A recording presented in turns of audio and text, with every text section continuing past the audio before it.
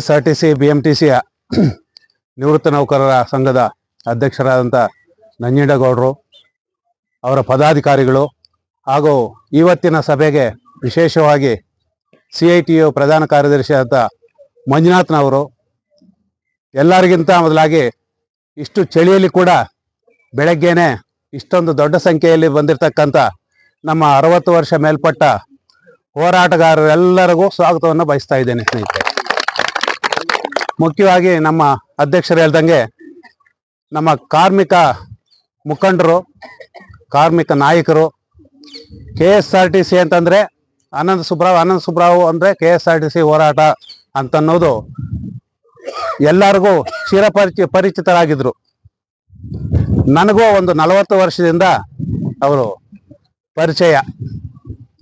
ಪ್ರತಿಯೊಂದಕ್ಕೂ ಎಲ್ಲೇ ಯಾವ ಡಿಪೋದಲ್ಲಾಗಲಿ, ಯಾವ ವಿಭಾಗ ಮಟ್ಟದಲ್ಲಾಗಲಿ, ಏನೋ ಒಂದು ಗಲಾಟೆ ಆಗಲಿ, ಒಂದು ಚಿಕ್ಕದಾಗಿ ಹೋರಾಟ ಆಗಲಿ, ಒಂದು ಅನ್ಯಾಯದ ವಿರುದ್ಧ ಒಂದು ಡಿಪೋ ಮ್ಯಾನೇಜರು, ಒಂದು DC ಹತ್ರ ಏನೋ ಒಂದು ಕೇಳುವ ಗುಂಪು ಸೇರಿದ್ದಾರೆ ಅಂತಂದ್ರೆ ಯಾರಿರ್ತಾರೆ ಬೇರೆ ರಾವಿರ್ತಾರೆ ಹಿಂದ್ಗಡೆ ಅನ್ನುವ ಮಟ್ಟಕ್ಕೆ ಹೋಗಿತ್ತು.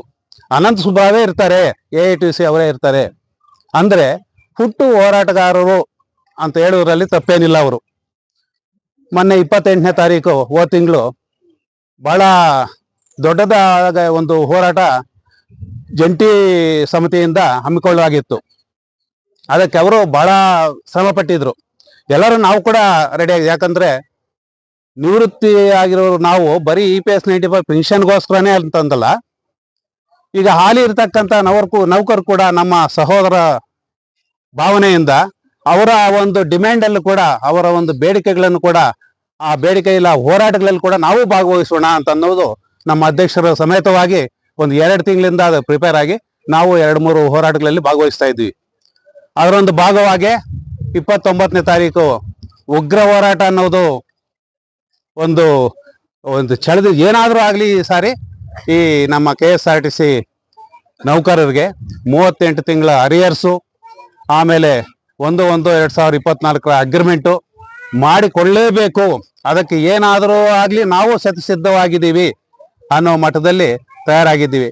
ಅದಕ್ಕೆ ನಮ್ಮ ಕಾಮ್ರೇಡ್ ದಿವಂಗತ ಅನಂತ ಸುಬ್ಬರಾವ್ ಅವರ ಕೊಡುಗೆ ಬಹಳ ದೊಡ್ಡದು ಅಂತಂದ್ರೆ ಬಹಳ ದೊಡ್ಡದು.